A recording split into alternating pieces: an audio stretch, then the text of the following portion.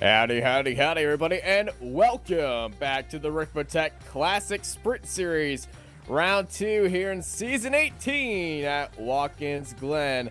I'm Austin Knight. I'm joined by Mary McLeod with Dennis Branch in the production booth, and you're here watching another great Ricmotech action presented by Proforma Elite Texas Graphics. Larry, how are you feeling about this race? I am really excited about this race. Two of my favorite things. The first is our MX-5 Cup cars, and the second is Watkins Glen. I think this is one of the absolute great spectacles of motorsport, one of the rare great motor racing tracks we have in North America. I think this place is a fantastic facility, and I think we're going to see a great demonstration of car control, skill, and racecraft tonight with the talent we have on display here.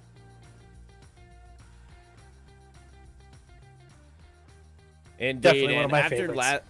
It's also one of my favorite tracks. This track very famous for, well, just incredibly close racing, either in the Cup circuit, but with these Miatas, oh man, it's going to be a massive draft fest here. It is. The draft is going to make these cars really tight. The cream is going to rise to the top. You're going to see some of the really top drivers go out there in their solo qualifying sessions and put themselves at the front of the pack. Because I think what you're going to find is the draft will keep the pack together, but you want to be at the front to get out of that melee of the mid-pack madness. And you're probably going to see, like we've seen in the past, where we saw at Road Atlanta, back in the previous season, or what you're going to see here, even what we saw a little bit at Sebring the last time out. You're going to see that top pack, that top 6 to 8, start to break away, because that bus stop is going to create a little bit of chaos and create some separation. But I think we're going to see that top 6 or so. You want to get into that group early on, and qualifying will be that separation, but that train is going to continue long into the night. The pit stops is going to be a little bit of a separator to see who pits early to try and break the pack a little bit, and who waits until the very last second to try and hang on to a little bit, maybe who can save a little bit of fuel by being the tail end of that opening train. It's going to be a fun night for some strategy and some great track racing. Indeed, strategy and, strategy, racecraft, and just a little bit of craziness is going to be the key here today, because Watkins Glen, what does this track not offer? It's got everything. It's got everything from elevation change. It's got fast corners, slow corners, got crazy curbs. It's got penalties if you put yourself a little bit too wide in a couple spots. That bus stop is so bumpy, but these Miatas, they take it pretty well, and you've got to be aggressive to hit those bumps and those curbs, and every corner has just got a little bit of personality to it. There's certain grooves around this place, and these drivers have been practicing from the last race that they ran a couple weeks ago. They've been practicing every week through this last weekend. Even if they were running some 24-hour races, I'm sure they get a little bit of MX-5 Cup car practice in, because you want to find those special grooves around this place. And there's a lot of personality to this place to be able to figure it out. I love Watkins Glen. It's absolutely one of my top 3 tracks in the world, and I think we're going to see that the personality come shining through tonight. It certainly is, and let's go out for a track guide here at Watkins Glen. Welcome, everyone, to Watkins Glen, located here near beautiful Lake Seneca in New York. Great to have you with us as we provide you your track guide today around this 3.4-mile course, known to many as the Glen. They don't come any more famous than this one when it comes to American road racing. Well, let's begin our track guide as we head up the front straightaway. You'll notice our main grandstands to the left, our pit area to the right, as we cross the stripe and head down into this famous turn 1 here, known as the 90. Very difficult corner to get right. As we get down into third gear, we're going to let that car rotate to the bottom and get right back to throttle and let it drift out, clear out to the track out there to get every bit of speed we can to head up through the uphill S's and on to the backstretch here at the Glen. Very fast section through here, and certainly overtaking can be done, but it's a little hair-raising at times. Coming out onto the backstretch, this will be our fastest portion of the course, and you will see overtaking coming into the bus stop here, or what's also known as the inner loop. Keeping it tight to the curbing as we come through that section and then swing out wide to set up our entry into turn 5, the carousel. Back to throttle early. This will bring us down into the boot section. This is known as the chute, turn 6. They refer to it as the boot because from an aerial view, it looks like a boot. This will take us down into the toe. Down into third gear, very difficult corner to get right. It's an uphill right-hander. Want to get the throttle as quick as you can. Use that track out as well to pick up that speed up over the crest of the hill here. This will take us down to the heel, turn 8. Another 90, very tight right-hander. Again, let that car rotate to the bottom, come right back to throttle, get a good launch up the hill. As we prepare for turn 9, the re-entry, and off-camber re-entry into the main portion of the course here. Heading towards turn 10, this is going to be a fast one. We'll remain in 4th gear here, keep the throttle pretty much wide open around this turn. And we'll track back left to set up our entry into the final corner here at the Glen. Turn 11. Track out by the wall there and wide open up the front straightaway. There you go. There's your track guide for the beautiful Watkins Glen. Thank you so much for being with us.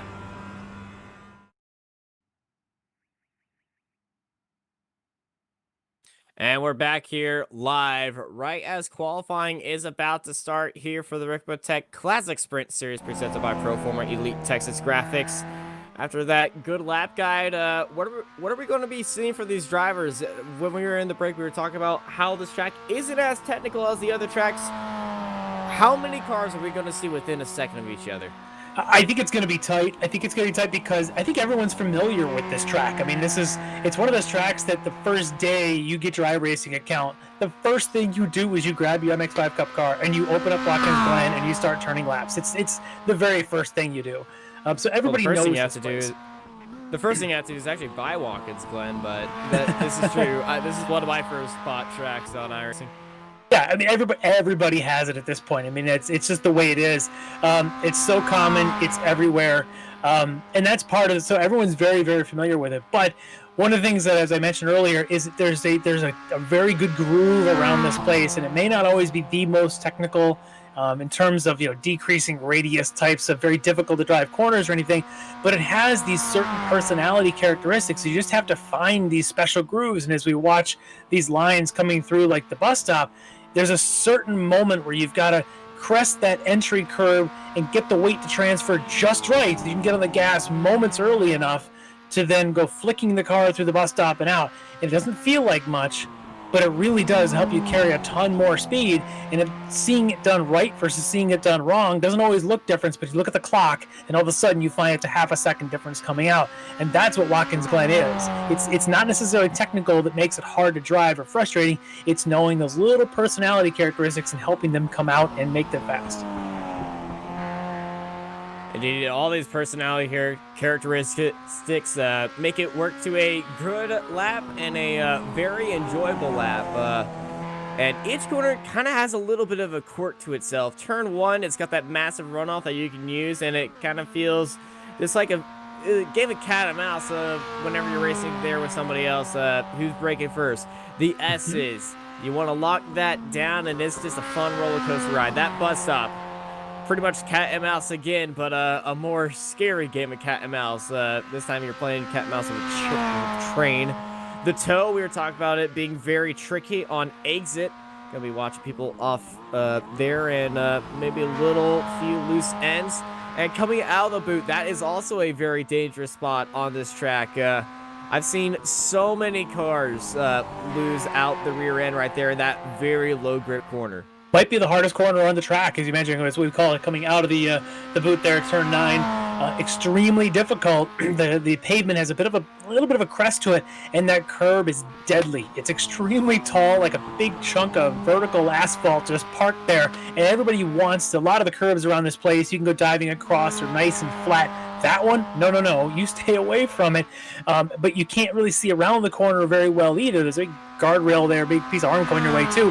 So it just makes it extremely difficult to know when the car is really planted and ready to go. And it is really the tightest and slowest corner on the track.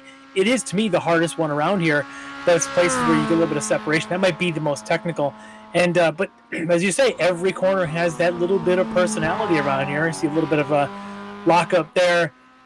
coming for I think it's Hartley, coming around there through turn 6, that little downhill chute, again plummeting further downhill here to what we call the toe of the boot, this uphill right-hander.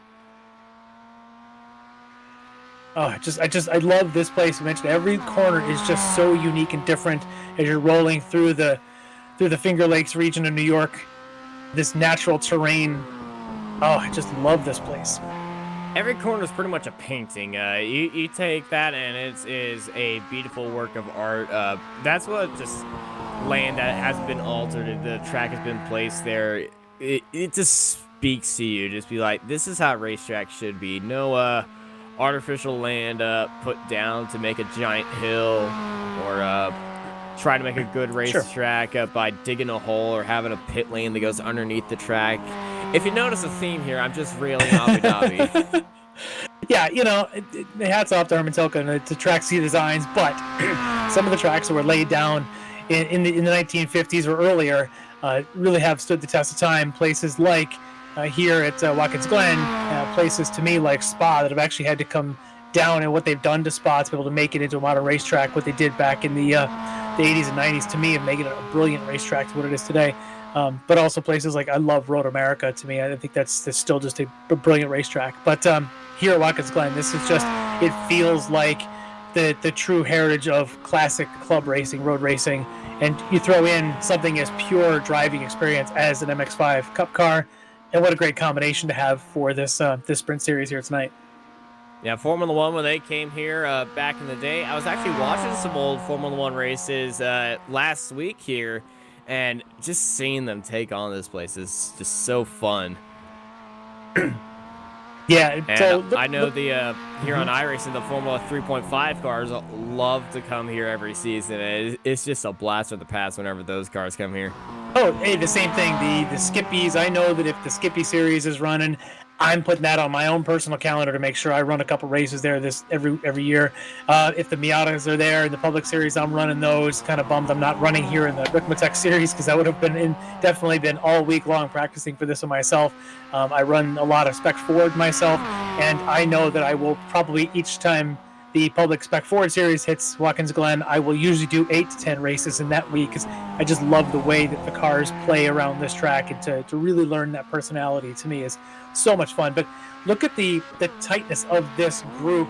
Look at the top 10 so far after about roughly 2 laps for everybody in the books. 8/10 on a 2-minute lap separating the top 10. It's an extremely tight pack. Very tight. And look up front, Zach Burke and Elvis Rankin, 0.03 of a second. Mike Dan 1/10 behind them. But Burke and Rankin are going to be the big lookers here today. And Zach Burke kind of came out of nowhere. Didn't have the best race at Road Atlanta last time by, but man, he's making himself known here today. Yeah, so far so good. And in practice, he was pretty close to Elvis's time, and right now he has got himself on top of this leaderboard so far. Elvis, though, is out there on his 3rd lap. That time for Zach Burke is his 3rd time. He's now out there taking his 4th lap. We'll see what the time is for Elvis, as he still has to complete his 3rd. John Allen sitting in 4th place now. That second grid slot, the second row slot. And I must say, the preferred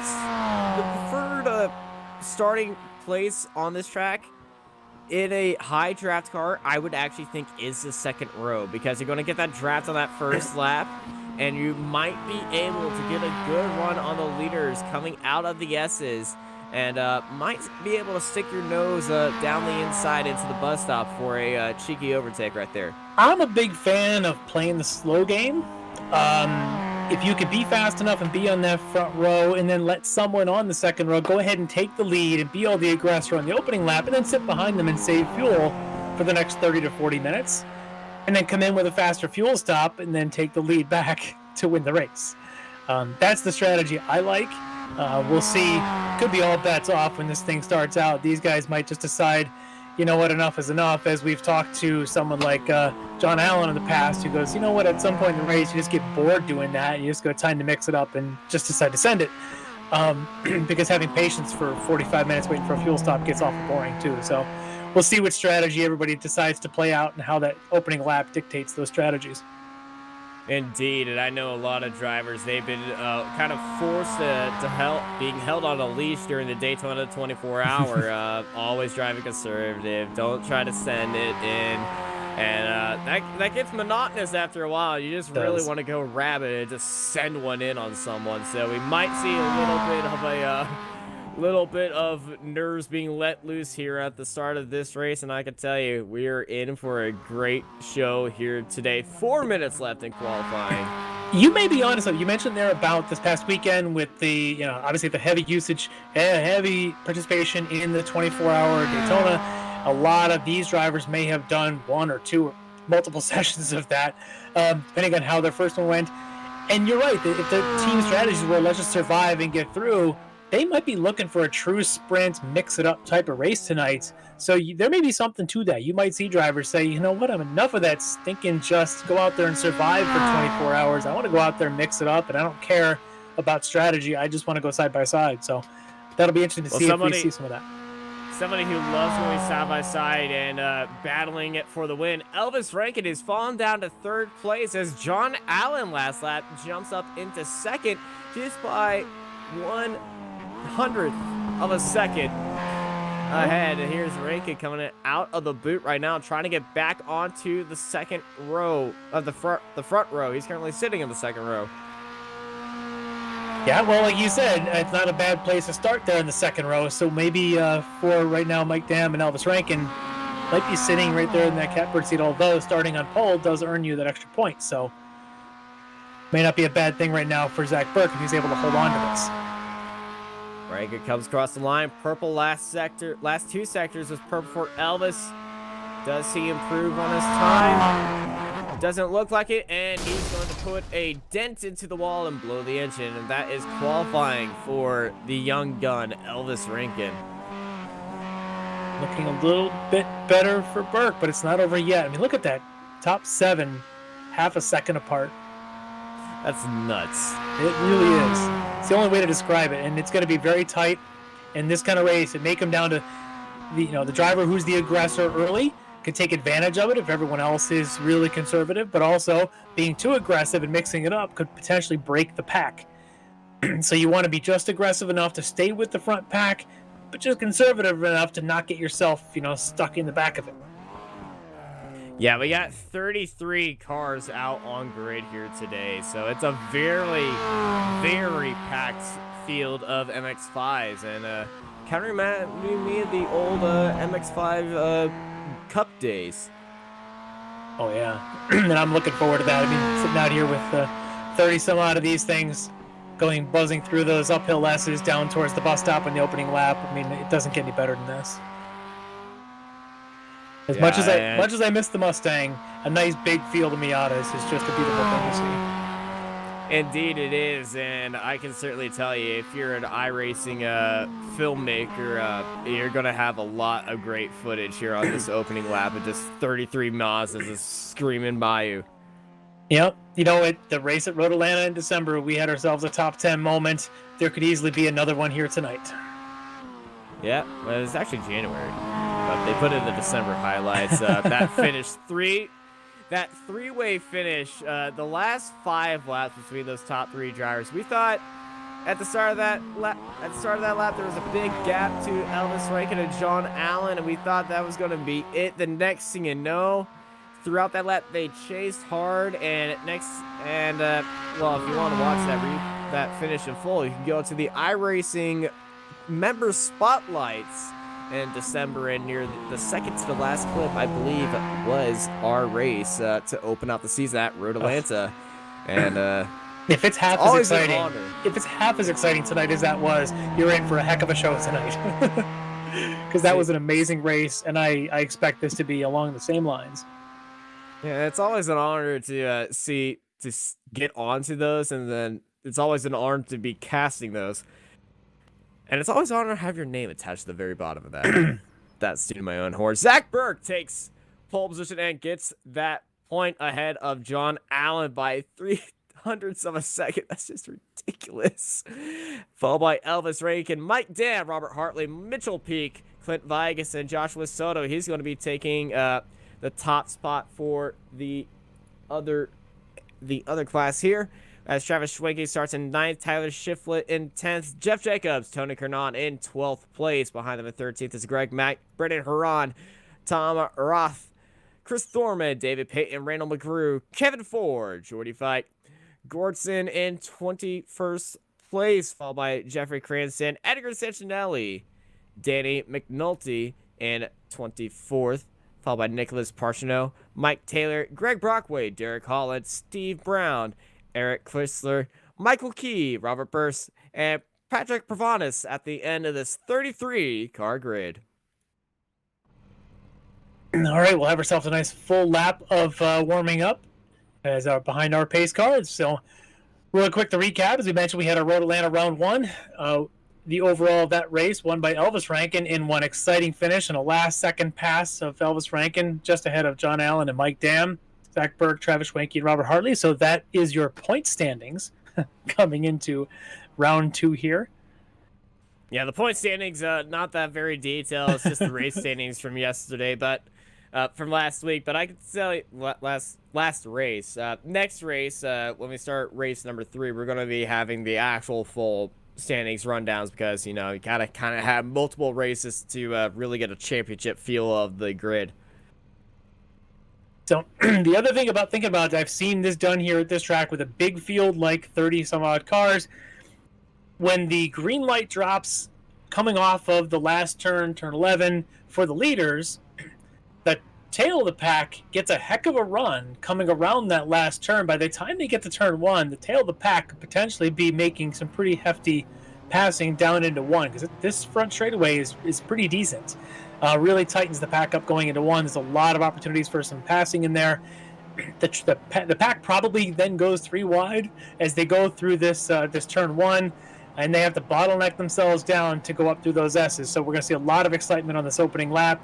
It could get a little bit crazy for us. So I'm excited to see how this race really opens up and plays out before they settle in for a nice long 1-hour race with a pit stop somewhere in the middle. Yeah, a very exciting race is in store for us here at Watkins Glen. A lot of the drivers have the preferred start in their mind. You know, starting on the front row, I have the best chance to avoid getting stuck in something behind us. And remember, very high chance of a safety car, especially if something happens in those S's. Ricmotech, if something blocks the entire track, just like in real life, we will throw that safety car. And Watkins Glen, not very big on runoff. There is a little bit of runoff here and there, but if there's a crash, it will come back out on the track. And if there's a car stopped on track for a while, a safety car will be called. Yeah, let's keep our eye on that one. Let's hope it doesn't come to that. But there's some crazy places for things to happen here. As you mentioned, not a lot of runoff, a lot of Armco, very close to the track.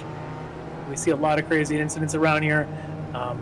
But I'm so excited about this track and the way this place does go. The front of the field, though, because the straightaways are not super long, the best passing zone should be going into the bus stop. A great run off of turn 11 down the front straight into turn 1 could potentially be another if the front driver doesn't get the great run. Another one is a straightaway you see right here going down into the toe of the boot. Again, if the lead car doesn't get a great run off of 6 and the trailing car does, you possibly could make a move there into that hairpin turn. But other than that, it's going to be tough passing for a lot of this track, and some of the passing we see might come in the pit exchanges. So could be an interesting night for the front of the field here in this round 2 of our Classic Sprint Series here in the Ricmotech Series. Yeah, round 2, probably one of the more tightly contested Ricmotech Series. I know the GT, the World Championship, I almost referred to a 10th series right there, but the World Championship, very fun. World Challenge, just that was just so fun to watch. And then you got the sports car series. Those GT4 cars are just so fun, as well the TCRs. That TCR field, even though being very small, is incredibly fun to watch. And a few of these MX-5 drivers should hop into that TCR class. But as they're coming in. That pace car is getting the go-ahead to speed up ahead into the pits as they're lined up 2 by 2 here in the hills of Watkins Glen. 1 corner to go. When that white curb starts, they're allowed to go. They have to go before the pit lane barrier starts. So ladies and gentlemen, boys and girls, it's time to get on your feet and get loud as the Ricmotech Classic Sprint Series presented by Pro Former Elite Texas Graphics gets underway here at Watkins Glen. Great start for Zach Burke. Let's see what kind of action we got in behind them, though, and see if they do go fan out 3 wide. There they go in the back of the field. The front of the field, though, is pretty well disciplined as they go through that bit of a funnel there coming out of turn 1. Yeah, 3 wide, 4 wide coming off the exit. It's a sea of MX-5s. They head up into the S's. There's still 3 wide going up there.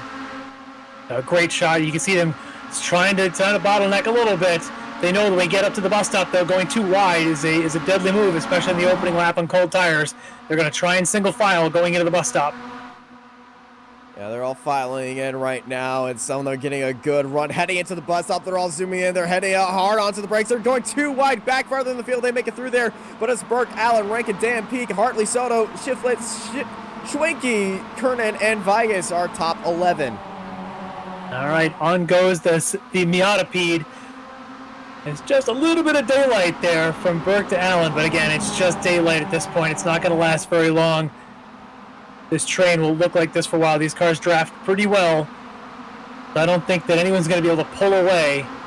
If anything, the drivers sitting in 2, 3, and 4 spots, 5 spots will be able to save some fuel, but the back of the pack gets very antsy in fields like this. They don't like sitting back. They like opportunities, and you're going to see them try to make moves and pick apart one by one. So I'll be looking to see who can make up a couple of spots each lap.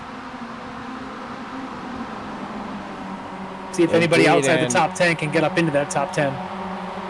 Yeah, looking at it down the field, all of our movers have happened to be outside the top 4. And our biggest mover is actually Jordy Fike. They're up 3 spots right now, and Jordy's already up to 17th.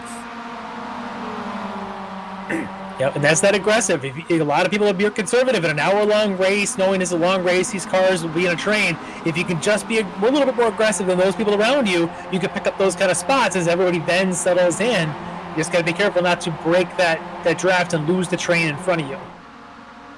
And here they come down this front straight. This is when the breaks start to happen as somebody goes side by side, and all of a sudden that side by side goes slow through one, the draft in front of them disappears. Oh, Jeff Jacobs, big look down low, and he's got that move. They're still going to be side by side, but Jeff, around the outside, managed to hold it off of Chris Thorman as they head back into the S's. And now, as he said, that side-by-side move did form up a little bit of a gap between them, but with that draft of these Miatas and this Miatapede, it's going to be very easy to catch right back up because Miata is the most draftable car in all of iRacing. We got a 2x2 look with Tom Vertheth going side by side into the bus stop. Ooh, a little bit of aggressive defense heading into there. A little bit, but you got to do that. You got to make sure that you protect so you're not going to get somebody dive bombing on your inside. That was a pretty aggressive course cut there. Hopefully he gets nothing more than maybe a 1X. Not actually get it, because you can pick up a course cut if you go a little bit too harsh across those entry curbing there at the bus stop. There's Jeff under pressure again, holding that inside line. One of those D2D cars around the outside. Look, that's Chris Thorman as they head into the toe of the boot. This is a good overtaking point, especially if one of the cars goes a little bit wide. You have that inside line for side by side. Jeff Jacobs, the Florida Gators, staying ahead of Chris Thorman. And this battle is being a very big help for Greg Mack and the top 12 as it's providing a very big gap between them and the midfield. That's how these gaps happen, as you saw it. They went into one side by side, a little gap forms, a little bit of pressure from behind, a little bit of pressure again through the bus stop and coming out, and suddenly it's a 2.5 gap between 11th and 12th. Yeah, that 2.5 gap is going to keep growing and growing and growing, especially when they're defending and fighting and just clawing for position right now as we ride on board of Mike Dam, looking back at Mitchell Peak as he just stays in that Miata Peak, getting closer and closer. That draft helping him out. it's a double fastest lap. Soto is in the red mirror class, the SC Open class. He set the fastest lap for them. He's currently sitting 7th overall, as he's actually set the overall fastest lap as well. He got a heck of a run there too, coming off of that turn 1. See if he just does a little bit of push and a little bit of bump drafting. I think that's peak. Yeah, Mitchell Peak is getting a little bit of a bump draft. He actually backed out right there. And looking back, Jeff Jacobs, oh my goodness, what's happening back there. They're side by side heading into the bus stop. And around the outside and down to the inside, Chris Thorman makes a move, as well as McGrew on the Florida Gator of Jeff Jacobs. That's a heck of a move by Thorman to go outside or on the bus stop and make it stick. Yeah, Jeff wants to look down to the inside, but now he's being challenged by Jordy Fike. Let's get a replay of what's happened here. You can see they're already side by side coming out of the S's, and then it's like an old school Daytona race where they find a buddy. They're drafting it up. There's Thorman down to the inside. Jeff Jacobs around to the outside, and Thorman's kind of got the move already. Then he does an aggressive cutback to cut off Jeff Jacobs. Then around the outside, McGrew says, thank you very much. I'm staying with my draft partner. Great move, though, for Jacobs to make sure he left him enough room. That's good racing side by side. Great racing. Jeff, very experienced racer as well. And you can race him hard. You can race him side by side, but to race him hard side by side and have a good time and not make contact is even better. Hey, you know, you talk about NASCAR. That is a NASCAR corner right there. That is the the inner loop there when the NASCAR boys come up to the Glen. That's exactly how they do it, right? Well, without the bumping and the banging and the cursing on the radio, this is iRacing, buddy. We don't do that here. Exactly. We keep it clean, kid friendly. That too. Or we just don't upload a radioactive. Well, at the front, the train's continuing. Not a lot of changes. I just wonder how long, when you're sitting back there and, you know, in that, 9th and 10th, how long do you remain patient? I say for at least the opening 15 minutes. You want to get a good groove in there, try to pull out that gap, study the field, and the first 15 minutes is the most usually aggressive minutes in a race, especially in a 1 hour long race. Everyone wants to gain as much spots as they can, as we're going wide back here, heading into the bus. This can get tight, hard onto the brakes they go. Jeff Jacobs around the outside made that move work ahead of Jordy Fike. I thought Fike was going to do the same thing to Jacobs that we just saw Thorman do a lap ago, but Fike said, nah, I'm not quite in the same position. I'll wait till the next time around. And so now he's behind Fike Jacobs. Fike is also looking down his inside. He goes, what are you doing down there? And that was David Payton just be like, I think Payton got a little bit scared right there. Fike is all over the back of Jacobs. He's looking for a spot. Maybe he'll go side by side here through the toe. Jacobs looking defensive, trying to hold him out of that inside group. And actually, Fike got onto the curbing right there. And that's going to be hurting his speed coming off the exit. If he didn't get onto that curbing, he would have a great run on Jeff Jacobs right now. He's trying everything, but as you said, you can't make that mistake of hitting that curb, but just give the guy in front of you a little bit of chance to get away, because Jeff's definitely feeling some of that pressure. Ooh. Little bit of a slide from the car up front. Jeff Jacobs getting a good run on McGrew now, heading into the hardest corner on the circuit. Getting onto the throttle is very crucial here, and get a little bit too early, going to slide that car. Get on to a little late, you're going to be going at the speed of a snail coming out there after a long day out of Taco Bell. Got to find that moment where it's just right. Just right to use that analogy. So yeah, they're not too far off the pace what's in front of them. Kind of keeping an eye there between Haran and Mac, who's at the lead of this group here, just trying to see if, or excuse me, between Mac and Thorman, see how much that gap changes. Right now they're about 4 seconds. I don't know if they're going to be able to make up any ground, but at the front of the field, things haven't changed much. Clean and dandy. Yeah, all clean and dandy. Nothing really wild happening. A little bit of wild happening with Mitchell Peak and Mike Dam. I can see Peak kind of looking inside of Mike Dam, going through the S's. But I feel like this is getting a little bit of a look, taking a bit line. We got a big wide line for Allen, and that's going to back up the field. Elvis Reagan almost gets to the back of him in the bus stop. I'll tell you what that will do. That'll make everyone behind him think it's time to get around John Allen, because he's about to give Burke about a 9/10 or a 1 second lead. Well, if they start fighting, it's definitely going to be giving him a big lead, and it's going to be definitely allowing him to grow that league. And I feel like Elvis Reagan has that little tick in his head and be like, this is the moment. He made a mistake. I should go.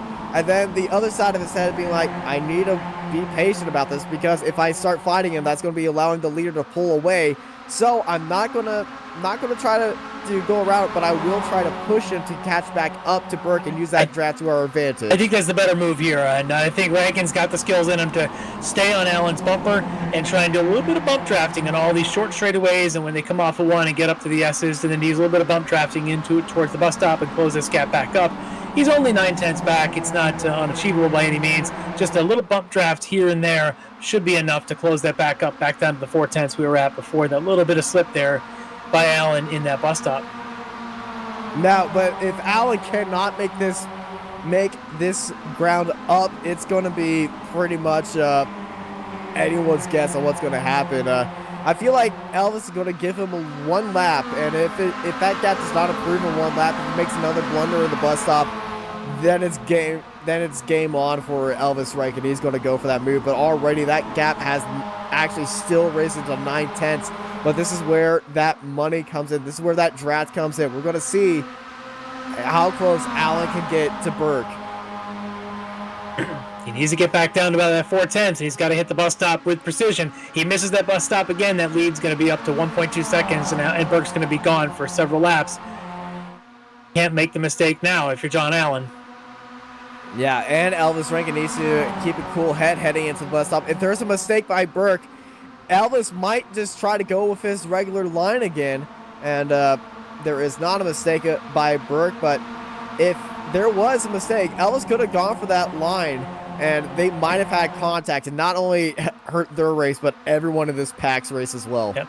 John Allen's able to redeem himself, got this, able to pick up another 10th, still within the draft of Zach Burke. The work's not done yet. Still got to get it all the way down there, and that's exactly what this is work.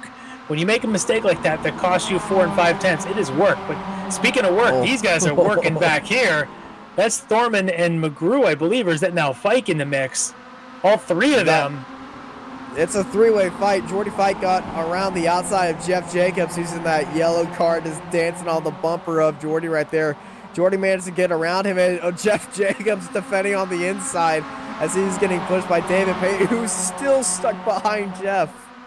Jeff's a wide Miata. I tell you, he does not like anybody getting around him. He's clean about it, but man, he's driving a wide car. Yeah, I've seen some Miatas, and usually they're very tiny. They're very small to get around. They get jokes of, it's a girl car because it's so small. Every college girl has one. Well, let me tell you, they might be small, but when you know how to drive one of these things, they become wide. Jeff right now is definitely doing that. You got this other battle going on here. We've got the camera right now on Kevin Ford. He's in the middle of the mix there. Right in between Jeff Cranston, Jake Glitzman.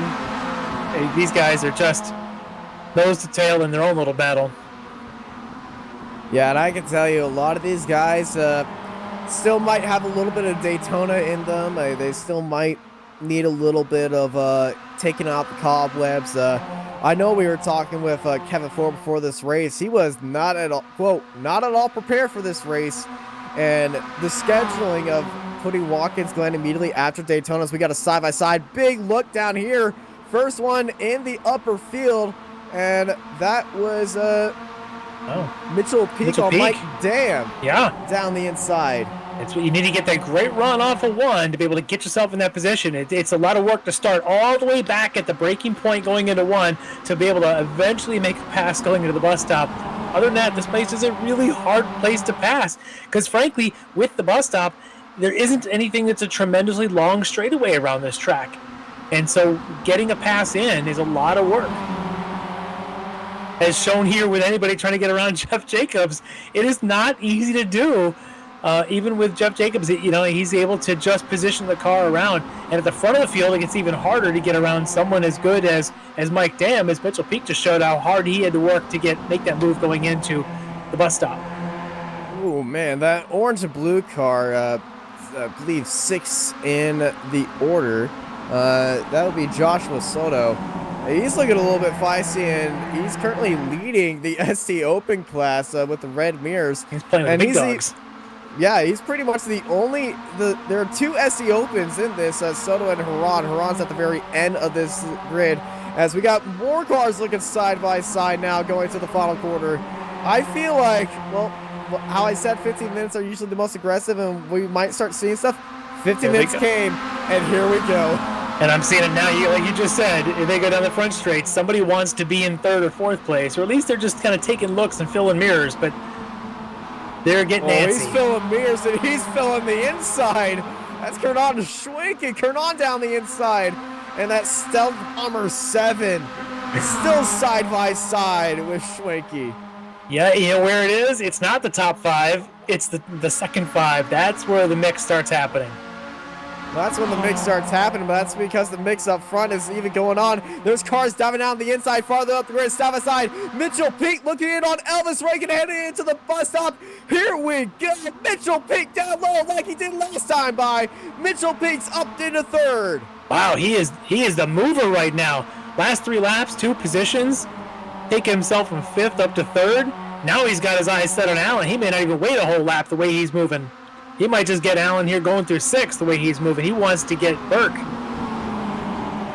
He's definitely at the peak of his game right now, and he's making a lot of moves and proving his point. He's got to be careful. Sorry about that forced pun. That was a good one. He's being smart about it, though. Where he's doing his moves is not places where you lose momentum and end up in a bad side-by-side. And so he's got to be patient where he tries to make a move on Allen, because if he makes it in the wrong place, they're both going to lose Burke. And he knows that. McGrew's got a great line right there. One of the DTD cars, the Thorman, trying to make the move on McGrew, on Jordy Fike. And now Fike down the inside off that switchback. They're going to be side by side heading into the heel. And Jordy Fike plays a smart game, stays back there. We got a car spun around up here in the heel. And that is Clinton Vigas. He's falling down the order. It's another one easy place to do that, because you either clip the curb at the apex or you go wide in the grass. There was contact. Oh, a little bit, and then he gets the curb on the inside and more contact. Well, that was just a checkup heading into the braking zone, and it was complete accordion effect right there, and absolute carnage happened. And it's under review. So, well, let's see what kind of run Mitchell Peak gets now off of turn 1 and see if he gets his sights set on that little green car in front of him. And look at the run he's got already. Look at this. He's not even in the S's, and he's an inch off of Allen's bumper. Allen is a sitting duck going into the bus stop. Allen looking back, and you do not want to see that bumper of Mitchell Peak as he looks down the inside. He did it last lap. He did it the lap before. Can he make it 3 in a row? Mitchell Peak looks down to the inside, and he's got it before the corner even started. Wow. That's just unbelievable. He is so fast coming through 1, and that's where he's doing it. He's doing it coming off of turn 1, and no one else is hitting the mark there as well as he is. I'm not even sure that Zach Burke's hitting turn 1 as well as Zach Burke is right now. As Mitchell Peak is right now. They're so he's got his tires at, as you said, peak performance, and he's right now totally in tune with how that car is running at this 19-minute mark in this race. Indeed, and now it's a Canadian 1-2 and a teammate 1-2 as they hold off that lead. Well, there's still a whole pit stop to go, and this train is still a train, so it's not over yet. But after seeing Mitchell Peak go through the field like that, you got to think that Mike Dam and Elvis Rankin, also a couple teammates, might find themselves moving through. And Brennan Haran, he was the second ST Open car in that front pack, has been issued a drive-through penalty. So this is great news if you're Joshua Soto, as well, he's in that front pack and he doesn't have to worry about his competition being in that pack with him. He can just drive his own race and start pulling away. But that front pack kind of disintegrating right now as everything's getting very wild. A little bit, and the wild card there, the last race, the wild card was John Allen, if you remember. Everybody stayed in line, everybody just played their game, and it was John Allen that said, forget this, and decided to mix it up. Today, it's all Mitchell Peak that said he was the one tired of playing in the line and was going to start jumping. But look at the run that he's getting off of one every single lap. Elvis Rankin and Mike Dam, these two teammates have got to start doing the same thing, or they're going to lose those guys out front. I believe the Team Esports races have found a groove that nobody else has looked into. But Mitchell Peak has found that groove. He's mastered that groove. He's looking outside of his teammate right now.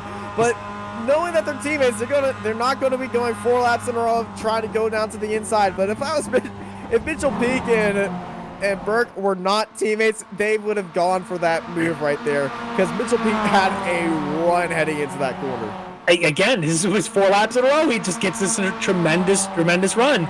And I think if anything, he should have just kept bumping him, kind of give Zach a little bit of a push from behind. Because at this point, try and pull away from the field as best they can as teammates. But I still think you're going to have to see Mike Dam, Elvis Rankin, either they're saving fuel and just biding their time, or at some point worry that they don't want to have these two front teammates try to pull away should John Allen make a mistake. So they might want to try and get around him. The other option is we start to get towards the pit window being open. If they find themselves in a position where a mistake is made and they lose the front two, maybe immediately pit, limit the damage, and then come out in the pack somewhere else, and then set their own times, come in as a pair so the two teammates can maybe work together if you're Mike Dam and Elvis Rankin. It's another way to run this in terms of teammate strategies.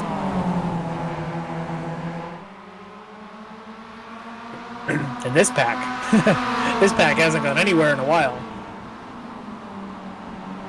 These guys have been fighting all along here. This group of Fike, McGrew, Thorman, and Jacobs, and Peyton. This little 5-pack has definitely seen their share. As I was just talking about maybe coming in for pit stops, guess who's coming in? Damon Hartley. It is Damon Hartley. Not with Elvis Rankin, but it is the other teammates from that group that have made their way in for their pit stop here just past almost the 22-minute mark of the race. And pitting as teammates. Yeah, which means as teammates is probably the smartest thing to do, because you're going to have that draft coming out of there, and you two can work together and, play that long game, and you might be able to power your way through that grid with that top 5. They might get into a little scrap, but that's what you're wanting to plan for, as well as maybe some lack traffic. You added some very unfortunate incidents, but looking at this group now, I do not believe that most of this pack has had unfortunate incidents. Yeah, it'd be interesting to see now how this works out for them. Do they have to work through traffic, which sometimes can slow you down? And at this point, any slow lap impeding by traffic is going to hurt your chances of beating back up with the front runners when they do their pit exchange.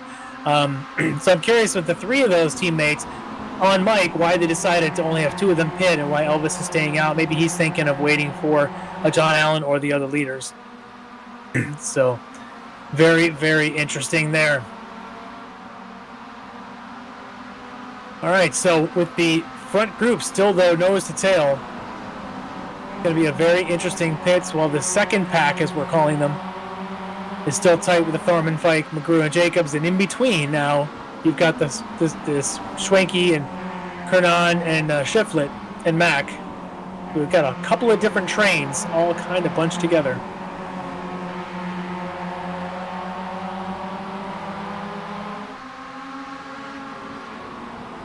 Some trades looking a little bit better than the others, but we're looking around the field right now at Derek Holland in 20th place.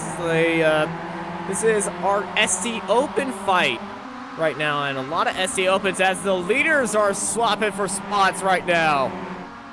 And look who just came into the pits as well, is the other one of those teammates, Rankin. Elvis Rankin.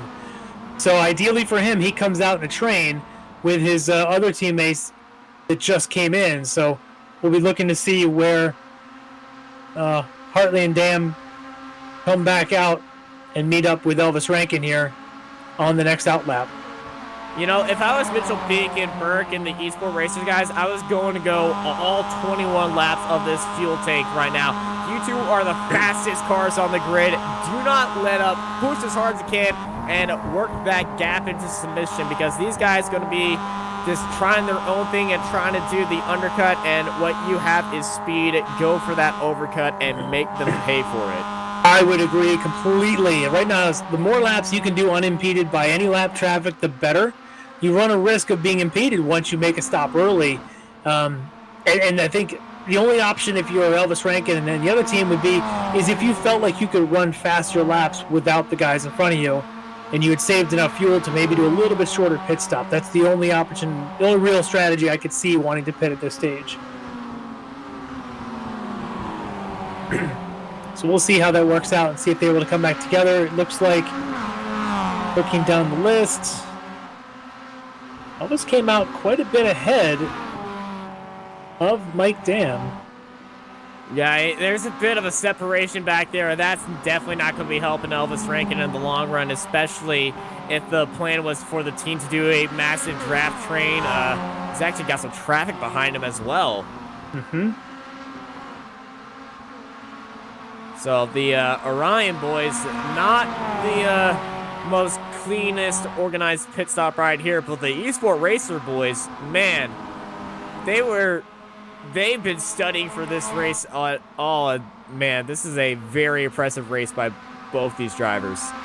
Absolutely, and a smart move by Peak to get up to the front when he did, because if he hadn't, and then the Orion boys would have pit, he would have been gapped all the way to his teammate without having that opportunity to draft to get his way up there. But the fact that he did it before the Orion team had pit, he doesn't have to worry about that now.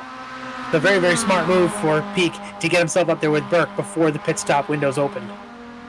Yeah, Mitchell Peak put it on the moves desperately when it needed hope for. As looking out throughout the field, Brendan Huron only in 13th place overall, but this is the fight for this is the fight for third place in the ST Open class. And Huron was receiver of that drive-through penalty already from earlier on, and they're bump drafting right now heading into the back straight, and I'm pretty sure Huron's going to try to look down to the inside or just try to push Sanchinelli up there, try to catch that pack up ahead. Recognizing the situation that they can catch Cranston if the two of them work together. That's just smart thinking in the situation. Oh, but a mistake there by Sanchinelli, and Huron just takes the opportunity, jumps inside. I think Sanchinelli underestimated his speed going into the bus stop and probably just didn't brake early enough given the push that he was getting from Huron. Well, he's probably smiling. If you want a representation of how Brendan Huron smiles, look at that photo right there. Probably a live look. It could be, given the speed he just carried coming out of that bus stop, and looking at Sanchinelli going, I just pushed you. I didn't mean to push you out of the way, but thanks. It's like, okay, yeah, you're on my bumper. You take the spot, I'll follow you.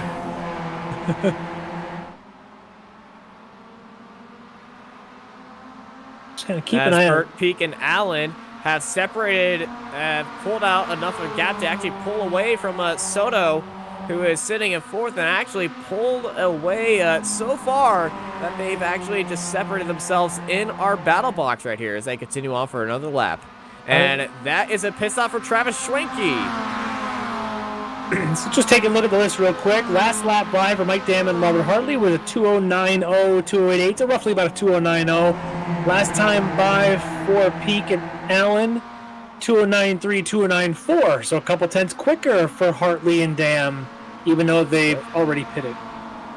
What is going on right here, Parchino? Dan Taylor and Hartley 4 wide for a little bit, but these four cars in a very tight pack right now. Trying to make their way through traffic, and this is where it hurts to do that early stop, because now you're stuck behind other folks at the tail end of this 33-car field, whereas out front, you can do that 2:09.3 all day long. No one's in front of you. You could just keep doing it.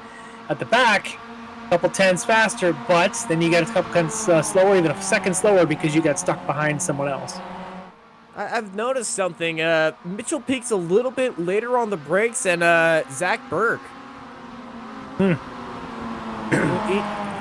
Like every corner, he's just a little bit later, about 10 feet just slightly later, Burt gets onto the brakes, and then right as that point happens, a little bit after that, Mitchell Peak gets onto the brakes just a little bit later, and I feel like he's trying to pull out Allen into making a mistake behind him. Well, as we noted, it looked like Peak has definitely got the best braking turn-in point off of 1 to get the runs that he has to go to the bus stop. And I would speculate he's potentially the fastest car on the track, but because it's a teammate in front of him, he's not going to make this move. If anything, he might be saving a little bit of fuel right now following his teammate. We could definitely see just teammate to teammate, a bit of undercut going into the pit stops, and you might actually see Mitchell Peak leapfrog him when they come back out on the other side. It's a battle of teammates up at front. Opposite pit strategies forming their way here at Watkins Glen. Who's got the strategy? Who's got the speed? You're here watching the Classic Sprint Series presented by Pro Forma Elite Texas Graphics. As we'll be right back after this break as Burt, Peak, and Soto head into the pit lane.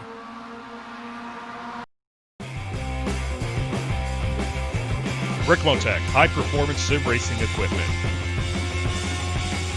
Whether you're just looking to have fun, train for race day, or become a serious esports competitor, Ricmotech has you covered. Hundreds of name brand parts. Support from experts that love sim racing. Trusted by the pros. There's only one place to go, Ricmotech.com.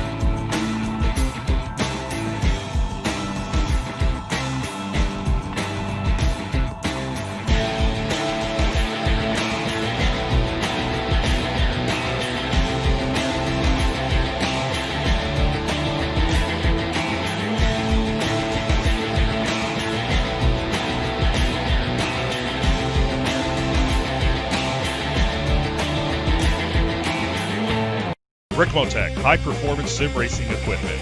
There's only one place to go, Ricmotech.com.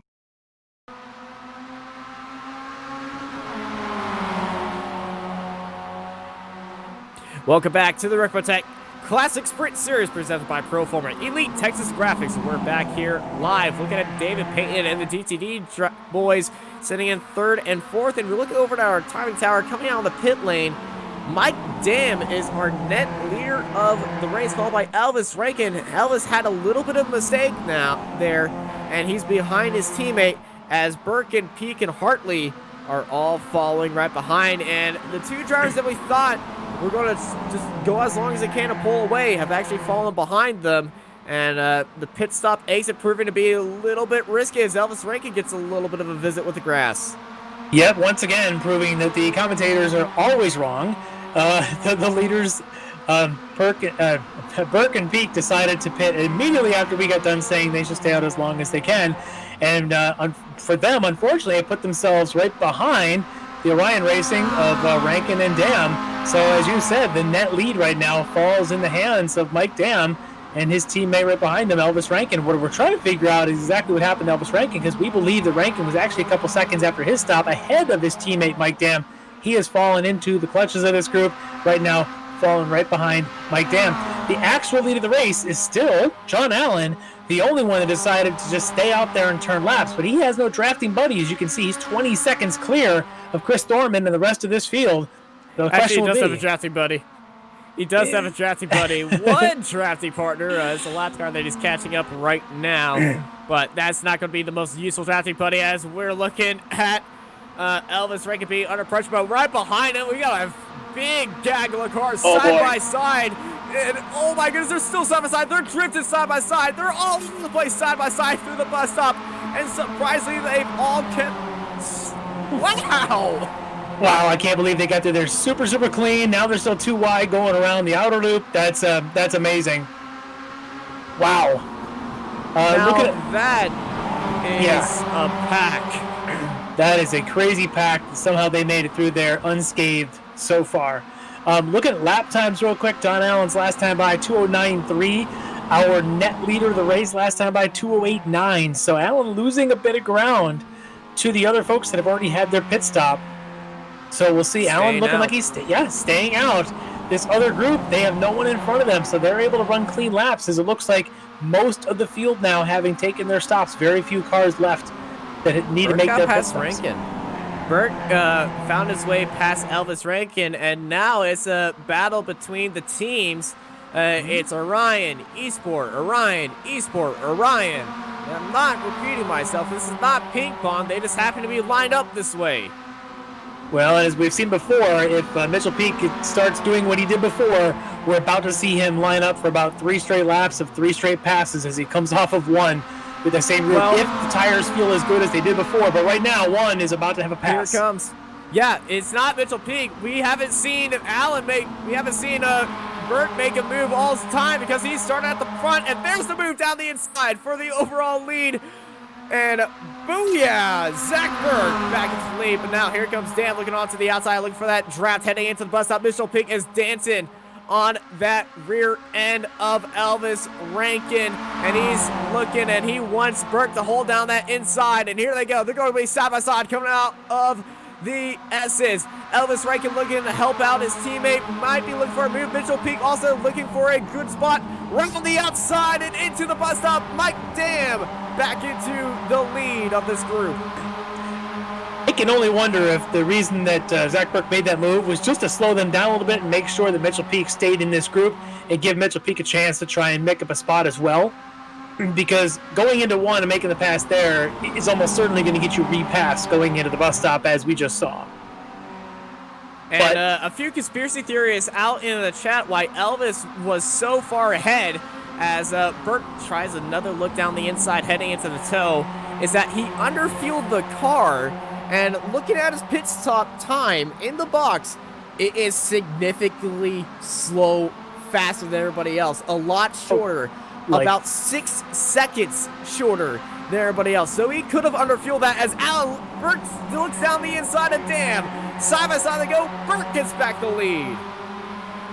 So Elvis Rankin might be fuel saving for this race, and expect that number 1 car to be staying in that position a lot.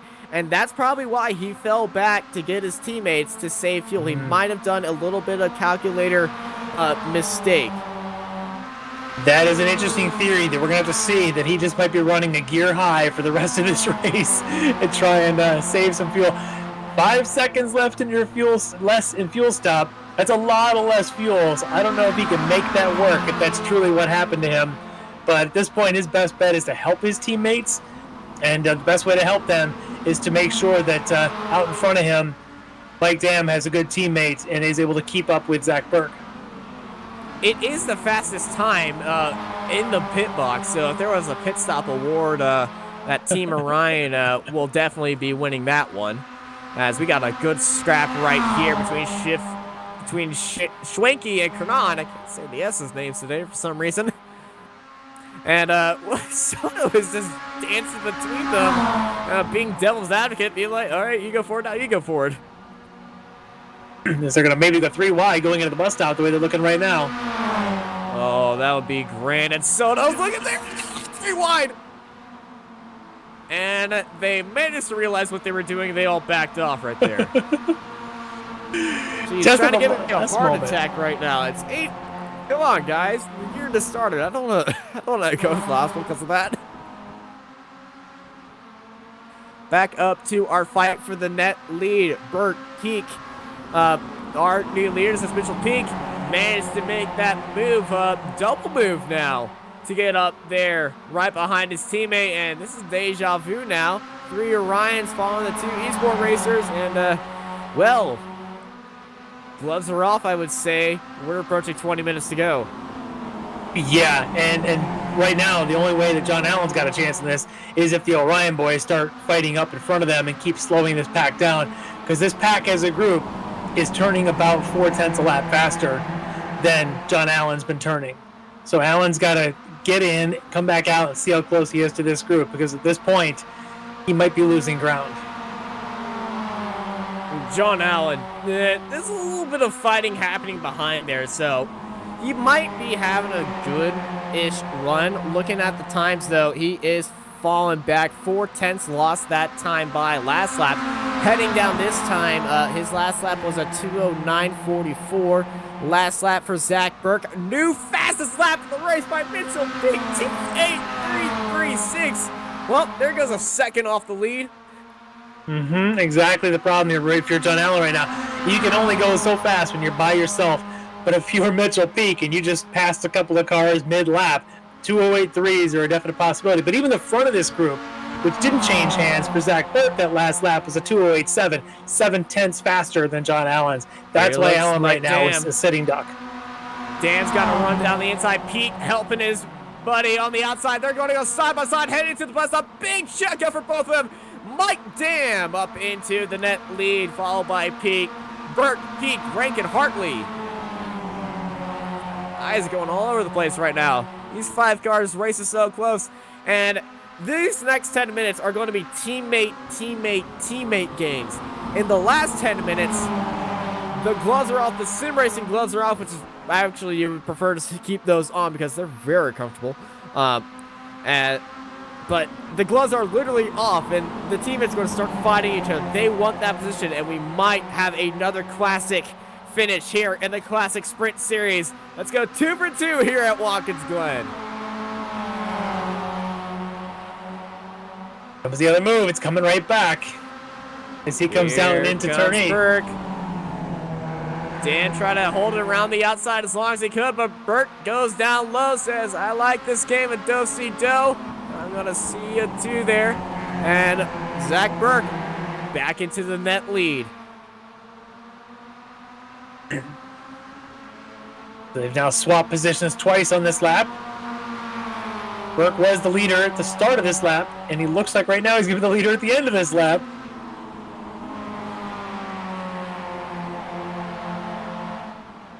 But it shows that the one thing to note, the note you want to remember is that a possible pass can still happen between the heel and the toe of the boot. We just saw it happen. So on our last couple of laps, coming out of the bus stop does not decide the winner of this race. There's still possible passing to go into the heel, coming out of the heel into the last corners is still possible to make passes. Tyler Shiflett has lost his window mirror, and it looks like he might have smacked the outside wall as Chris Thorman makes a move down to the inside. And yeah, that left mirror is missing off that car. I saw something hopping down the front straight, and yeah, that was a window mirror. That's an aggressive cut across the nose by Mike Dam to keep that lead ahead of Burke. He got that lead early. If you remember, Burke had the lead when they crossed start finish for this lap. That is true. Holding around the outside, Burke holding that inside line. And when you start defending on that inside line to the bus stop, that kind of shows the other guy, I'm scared of you. You're a threat. You kind of want to put the aggressor on the inside and say, this one's up to you. You have to brake earlier if you're on the inside line heading into the bus stop, because it's not your typical corner. The outside line technically has advantage because you're going to be carrying more speed through that corner, and that inside line is usually at fault if there's an incident. No move to make here. Yeah, very early on, letting Mike Dam have that spot as Burke. Well, that's an early checkup by him and almost allowing a peak to go around to the outside. I feel like Burke is trying to play some mind games right here. Something that I used to do in karting. When you get up right beside somebody, you just brake hard a little bit before the actual braking point. Try to catch them in the mirror driving and try to force them to completely just blow over their braking point. And you know, it sometimes works here, but knowing these guys, I don't think that playground tactic would actually work. Not always. It makes you laugh when it does work, because you're just like, ha. If you want to try, go to Ricky Monsters and do that right next to somebody. It's a big laugh. Well, I'm kind of keeping an eye on this gap. It's now under 33 seconds from John Allen back to this group, which is really putting Allen in a difficult position to be able to come out anywhere near this pack. Yeah, and Allen, he stayed out longer than I thought he could. Still waiting for his pits, actually. Yeah, he's been running very consistent 209.3s. Every time I look up, it's another 209.3. And he's hoping these guys will do more side-by-side. But unfortunately, these guys are playing very nice and passing and making very clean passes, which actually makes them relatively quick laps. You know, if you watch the aggregate here. Clip. Yeah. But they just swapped complete positions. It's Dam, and now Burke's the leading eSport racer car. And Burke, the overtaking machine, can he get past Mike Dam and hold it right there? And Elvis Rankin has just sat there at third. I think Elvis Rankin is actually low on fuel. He's not really looking too quick right now, and he's just saving fuel as much as he can, trying to make it to the end. You got 15 minutes to go. You sure he doesn't look quick? He always looks quick, but he's not looking to make a move. That's what I mean. I'm just watching him right on the tail, unless he's... Usually when you're trying to save fuel, you maybe back a little bit, especially coming off of corners and try to use the draft, because you might be trying to short shift at times. You watch him, he is just snuggled up right on the rear bumper of every car that's in front of him, like he's putting pressure on. How has Allen stayed outside of the pits this long? Yeah, he's 46 minutes now without making a stop. It was estimated that they can only go 21 laps. It's lap 23. Well, he might be thinking he can pull off one of those 12-second pit stops, a lot like our friend Elvis Rankin did. And if he can, that might be his only chance. You know, at the start, we did see him stay behind this group at all. And he might have been doing what Elvis Rankin was doing to save a lot of fuel as Mitchell Peak goes down low and into the lead. And now it's a big squabble right behind as here comes Mike Dam onto the bumper. Mitchell Peak. It's going to be a very defensive fight. Up here, it's going to be a very aggressive fight. Elvis Rankin pops out of that groove for a little bit. Here comes Peak on Rankin. But it's Burke under pressure by Dam. Burke goes down low. Dam looks up high. Burke comes back up high. Then gets a little bit of a bump. They're defending down low. Elvis trying to give Dam a little bit of a push. They're going to be side by side heading to the bus up. Down the inside goes Dam. Sends it through. Peak around the outside of Rankin. Esport back into second and third. Net as Mike Dam overtakes the net lead. Yeah, they are just pushing each other as teammates can line up on the straightaway and help each other get that extra pass to get all the way up on that inside line. But they're also being nice about making sure that they go single file through that bus stop. As you had said, though, teammates will play teammates up until about that 10 minutes to go mark. We're not quite there yet. About one more lap, 2 more laps, so we start getting into that full gloves off scenario of the final 10 minutes, the last 5 laps. Here comes Burke. Bump drafted, heading into the heel, and you can see that was a big hit right there. Mike Dam actually getting a little bit upset. His back end did give a big wiggle. John Allen finally goes into the pit lane. We're going to see if all of his hard work's paid off, but I don't believe it's going to be that much unless Mike Dam and the boys have a massive squabble coming through these final 2 corners. This 5-car fight might turn into a 6-car fight coming out of pit lane, but John Allen doesn't have to be in the pits for that long. It's just a splash and go for him. 13 minutes left in this race. Dam, Burke, Peak, Rankin, Hartley. Their battle for the lead as there is Allen into the pits, and he's staying in there longer than Elvis Rankin did. He's now coming out. He's spinning up the wheels. Not much longer. It's going to be a side-by-side race coming out of pit exit. He gets onto the grass. Here we go. Who's going to have the strategy? John Allen is still in the lead of this race. Again, proving the commentators completely wrong. He does it with a 14-second pit stop, a little longer than Rankin's, but faster than everybody else's because, as you said, though, fighting behind him was all to blame, and now this is the battle for second overall because Allen is just 1.4 seconds, and then they continue fighting. That gap's going to keep growing and growing and growing. This is the start of the race all over again. John Allen is clear of this fight, as now they aren't going to go for the moves as they all realize, oh no, what they've done. Almost 10 minutes remain here at the Glen, and this is heart-pounding action here on Apex Racing TV. I didn't hear the we're- transmission. I did not hear the transmission, but as soon as we saw the John Allen going into the bus stop and the rest of the pack 1.4 behind him, I saw an Elvis Rankin transmission, and I suspect he was saying, guys, time to play nice. We have to catch him. I suspect that that's what was going on, because they all realized in the moment that 1.4 seconds is right on the verge of where the draft becomes non-existent. John Allen can drive perfect laps and pull away if these guys behind him are going to start the fight. Dam goes down low. Dam's slowing up. He's letting Burke take the lead of this group. Again, putting the fastest car out in front, realizing in the moment how to go and catch the leader. But that slowed him up. It did a little bit, but it also, maybe he didn't get a good enough run. I think it's his positioning and understanding the moment. I think that's not a bad move. They're 1.3 back. They've got about 5 laps to go. Well, this is going to be crazy. 10 minutes remain. 1.2 seconds going. 1.2 seconds the gap for the lead. Can the chasing 5 catch up the lone wolf of John Allen? Or will the lone wolf prevail here in the hills of Watkins Glen? Or will the party behind catch him up? And I don't even know what's going to happen if they all catch him up. But it is technically Allen in the lead. 5 cars battling out for a second, trying to catch up to the lead.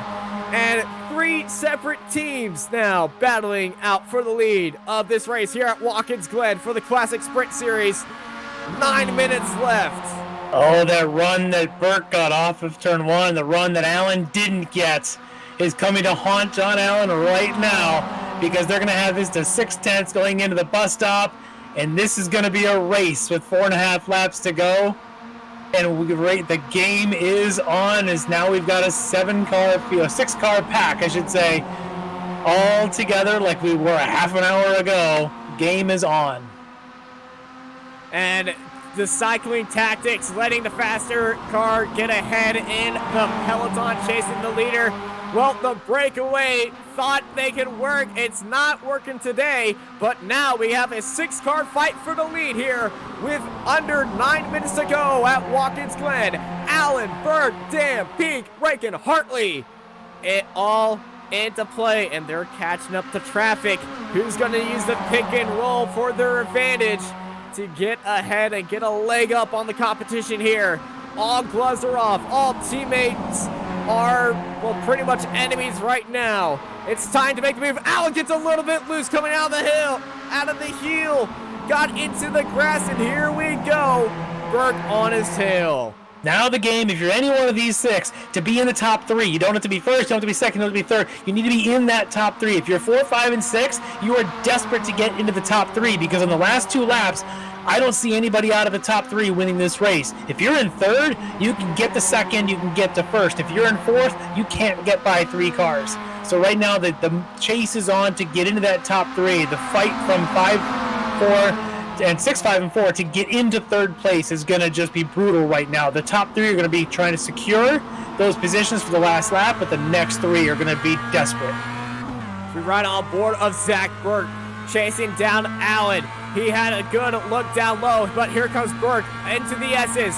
He's got the run already. He's going to be even faster than Allen. He's have to find his way. He's going to be forced to look down to the outside, but he wants that inside line, but Allen is just planted himself on that inside line.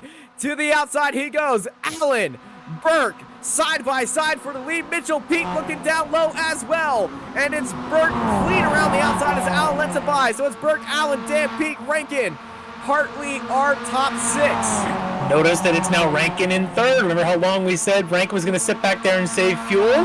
Rankin's done saving fuel. Rankin's in 5th now. Oh, he has gone to 5th. Okay, I thought he had gotten it. So there's still Dam in 3rd. Yeah, Okay. Mike Dam went to 3rd. I think Elvis had a good run, but he had a little bit of exit.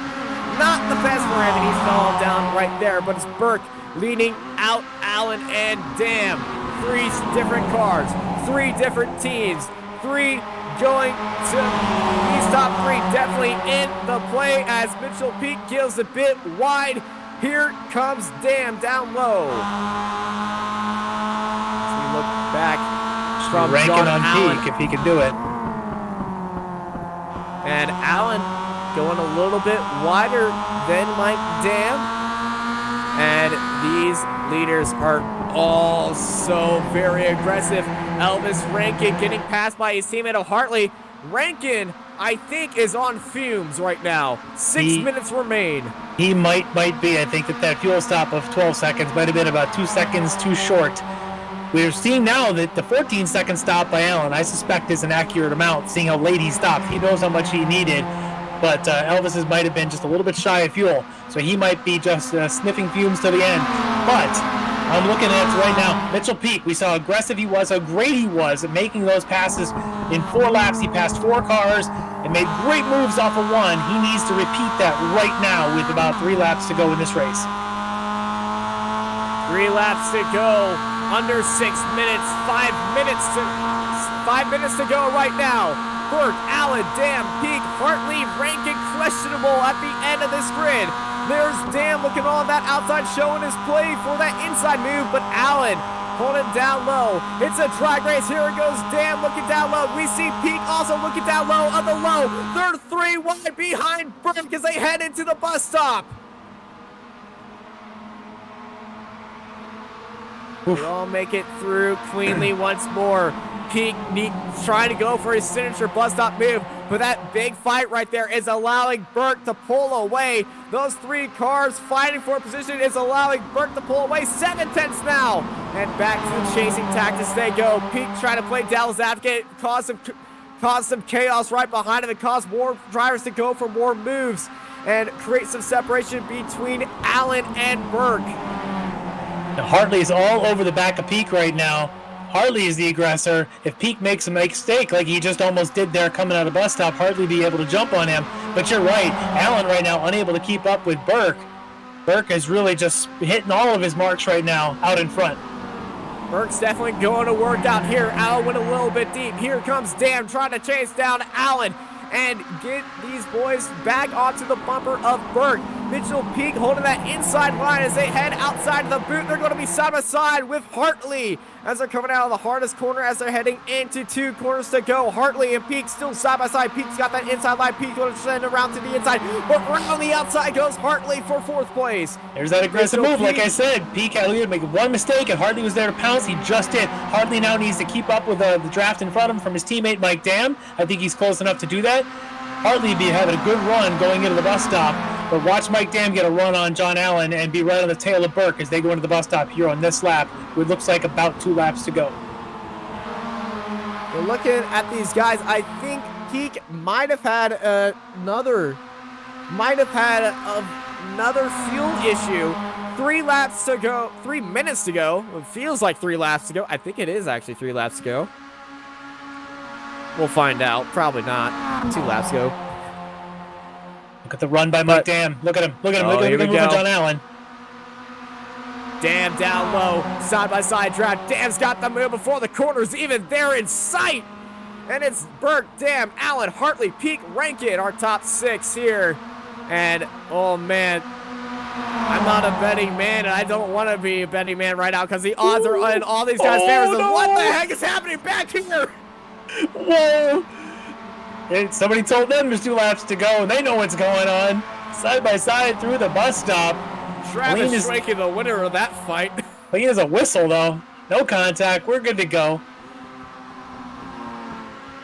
An absolute slobber knocker of a fight happening back here in the back, but up at the front, we got a bar stool fight about to happen. And John Allen is dropping quickly in this group as now it's been Hartley to get around him here at the toe of the boot. And like I said, that battle to be in the top 3 for the last lap is where you want to be. And right now, Hartley has got that 3rd spot, pushing John Allen, who had the lead for half an hour, now down to 4th, and pushing our potential fuel savers to the bottom in Peak and Rankin. But the top 3 on what looks like is going to be the white flag lap, Burke, Dam, and Hartley now in 3rd. Things are certainly heating up to the hottest temperature they've been here all night on track in these cars, in these driver suits, in the sims. Their computers are raging hot right now, and the tension is so high. With 1 minute and about 25 seconds left, let's go. Almost Yeah, we are white flag racing here at Watkins Glen. Who gets the run off of one that leads to the lead into the bus stop? Is it going to be Harley? Is it Dam? Or can Burke get the run of his life going into this bus stop? I suspect there's going to be Orion cars all around him by the time we get to the top of the hill at the bus stop. Burke's a sitting duck. It's an Orion 2-3 getting the run heading into the bus stop. But can Burke defend? Dam's got a good run. Dam being forced around to the outside. Hartley getting a good run, trying to force Burke into a mistake, but he's going to be helping his teammates side by side. They go. It's a big bump from onto Dam. Dam around the outside. Dam gets into first, but Burke staying in second. Burke still has opportunities to go. We've seen moves being made into the heel before. Can we see it happen again?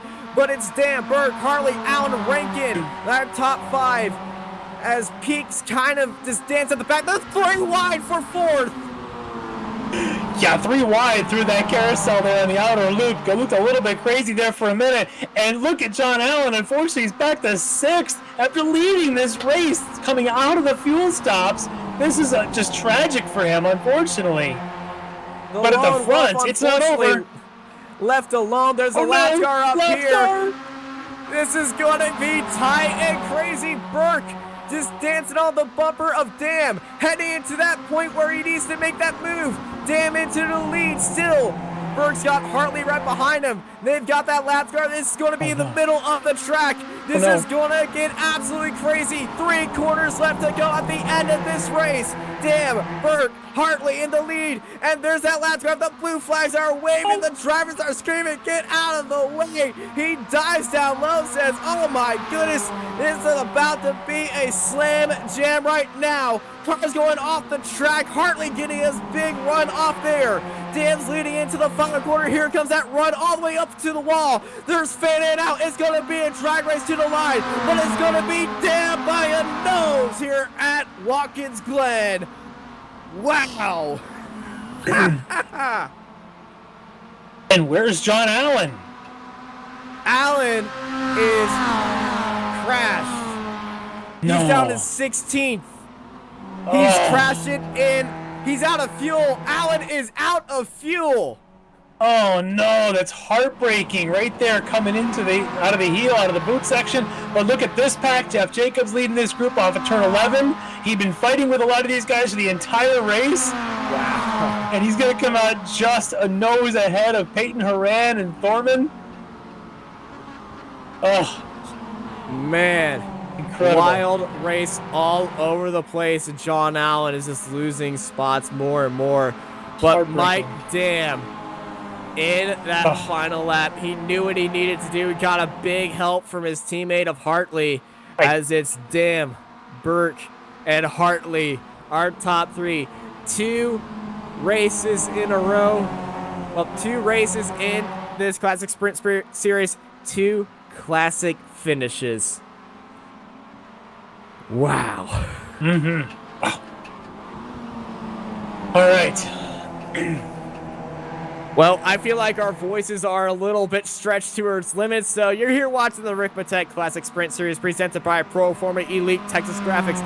We'll be right back after this break for driver interviews and a race rundown. Ricmotech, high-performance sim racing equipment. There's only one place to go, ricmotech.com.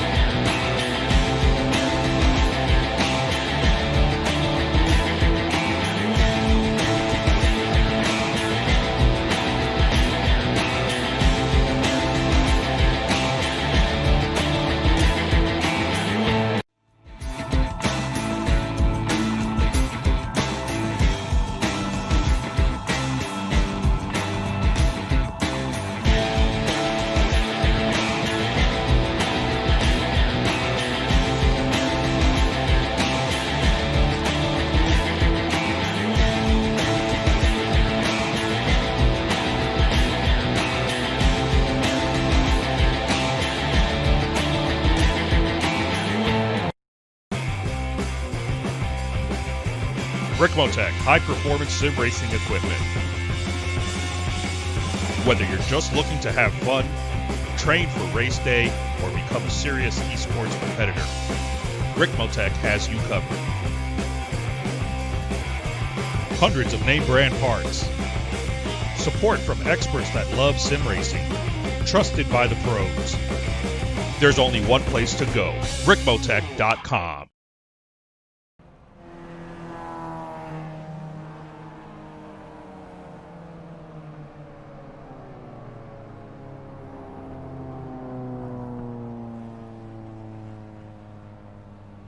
And we are back here live as the cars pull into the pit lane here for the Classic Sprint Series.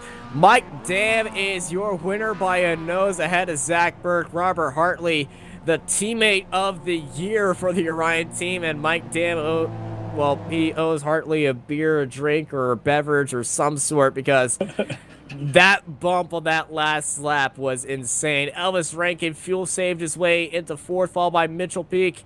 And Allen down in 18th as he ran out of fuel. He still hasn't come across the line, but it's Travis Schwenke finishing in 6th place. Tyler Shiflett in 7th, followed by Tony Kernan, Greg Mack, Jordy Fike, Jeff Jacobs, David Payton, Chris Thorman, Tom Ratheth, Randall McGrew, Clint Vigas, Kevin Ford, John Allen, Grotzen in 19th at the end of the ST Pro category. Let's go over to the ST Opens. Joshua Soto was in that leading pack for most of this race. He had a good separation as he takes the win in that class, followed by Brendan Huron and Edgar Sechinelli in 3rd, followed by Jeffrey Cranston, Nicholas Parchino, Greg Brockway, Derek Holland, Danny McNulty, Michael Keys, David Brown, Mike Taylor, Eric Chrysler, Patrick Pervanis, and Robert Burst at the end of the ST Open category. What a race, and man, amazing race from start to finish. It had everything from a lot of strategy. You had the teammates working together, whether it was early on with Mitchell Peak getting his way up to Zach Burke to work together, as those teammates worked together so well. But in the end, it was the other teammates that did the job together, and we've got the winner of the race here with a little bit of push from his teammate Mike Dam. Congratulations on the win, but I gotta ask, a little bit of help there from your teammate Robert Hartley helping you there in the last lap, eh? Absolutely, that was clutch for sure. I definitely thanked him for that one. That was a ridiculous race. That was one of the most intense races, start to finish, I've seen. You guys actually pit early in that, very earlier than we would have ever expected, and you guys had pit, the two of you, you and Hartley had pit early. We're down the order a bit from even when Elvis pit a lap later. Suddenly Elvis was in your group. We weren't quite sure how long that was going to last, but suddenly he came out and you guys were mixing it right back up then with Zach and Mitchell. Was that part of your strategy, beginning to pit early and take your chances? Yeah, so we kind of started out the race pretty easy off, and then the esports guys were forcing the issue a little bit, so I kind of forced the race to start in a sense. And I was just looking at the lap times, and I was like, we're going a little slow here. So I figured I could get a little jump if I got the fresh tires right away, fueled up, and just run a couple good laps. It really helped having Rob pit right behind me. We were able to just do a little bit of a tandem there. So that really helped the early race. And then it seemed right after Mitchell and Zach came out there, they made it clear it was race on. So from then on, it was all in. Yeah, definitely. And then late in the race, when all of a sudden John Allen makes his pit stop, and then actually we've got a replay queued up here of the last lap pass as we see you get the move going to the outside as protecting the inside with Zach, and suddenly we see that little bit of bump from Rob giving you that little bit of push to vault to the lead there. But I was going to ask you about when you come, the last pit stop was made by John Allen, and suddenly he's a second and a half clear of the field, and you guys have been kind of mixing it up there for a couple laps. It seemed like you guys suddenly had to get in line to make sure you guys caught him. Was there a bit of communication to that effect, and was there a bit of a change of the leaders to make sure that you guys got in line to catch John there on those closing laps? Absolutely. As soon as we realized John Allen was a wild card, I definitely wanted to clean it up a bit. And honestly, he came out, and I decided to let Zach go because I knew he had the faster car, and we could make sure we closed that gap there. Once we did that, we were able to make a plan to try to get the lead by the end. Yeah, it turned to be a great move because within about one lap, you guys are right on the tail. I think coming out of the bus stop, suddenly it was back to being a 6-car pack, and you guys kind of bullied your way right past John Allen there. Eventually, he ends up running out of fuel anyway. Yes. But you guys put on one heck of a show in those closing laps. Amazing last lap passes. Just beautiful, great racecraft by all, and a great win for yourself there. So congratulations on that. Anybody you want to thank for this win here tonight? Yeah, just my teammates from Orion. Really good. We were able to come in tonight and build a setup that was adequate. It turned out to be really good. So thanks for Travis for that. He really brought that one together. And just for us working together and encouraging each other and stuff. And so just the admins for putting this on, and you guys for broadcasting. Thank you. All right, well, thanks, and congratulations again on the win. Looking forward to see you at the next round. Awesome. Thanks, guys. Thanks, Mike. There's your winner from tonight here at the Glen. And I think, Austin, we've also got our other winner tonight. We've got Josh Soto here joining us. Hey, how's it going? It's going great, Josh. You had a much more relaxing race than the entire battle for the overall lead, but you took your ST Open lead, and walk us through that race because you had a little bit of challenge at the start. You were in that massive pack at the lead, which had another ST Open car with you, and it got kind of dicey here and there. Walk us through that race. Yeah, I was just trying to maintain the pace with the leading cars, in the pro class, and sometimes it was a bit dicey with the braking points because I had different braking points, so I almost went into the back of the other cars. But it was just pretty much maintaining the gap and keeping their draft. Well, you certainly kept in the draft, and everything worked out for you right there. Coming out of the pit stops, it was a little bit calmer. You were in a good old fight around you, and so walk us through the second part of that race, as some might call it. Oh yeah, for that one, I was trying to catch back up to the leading cars because I had some pit problems. I don't know which exactly the amount of fuel that I was supposed to be using. So I ended up getting out of the pits a little bit late and losing quite some time towards the pro class, and I was just trying to catch back up to them, but I ended up around 7th place. Pretty satisfied with that. Well, it's a good spot to be satisfied. It's a win for you in the ST Opens. Before we let you go, anyone you want to thank? Oh, yeah. I want to thank my friend Lewis. I want to thank Greg Mack for introducing me to this series, and my mom and my family. Well, they're all going to be proud of you today. It's a win for you. You have yourself a good night, Josh, and over to Larry for some closing thoughts. All right, so I think that was a great round for us here in this week. I think some of the best racing we've had, and I'm looking forward to the rest of the season here in this Classic Sprint Series. We've got a couple of races still coming up. Austin, you want to let us know what we've got coming up in the next couple of weeks?